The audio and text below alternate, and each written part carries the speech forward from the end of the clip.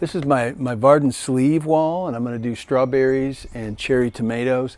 And I've got these up here. I think we've got some other video that shows me mounting the wire, but I've got the irrigation tubing on, and I'm just going to cut pieces and leave them stubbed at the end, and then I'll figure out how I want to connect it to the supply in a minute. And let's see, you can see how I do that, because this works a little different than the trays.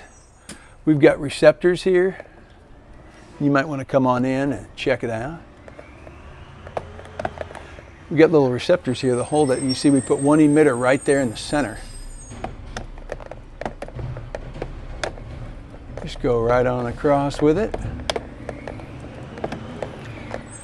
So on the tray we water from the bottom, with the sleeve we water from the top, and we just kind of center it so we've got an emitter over each one.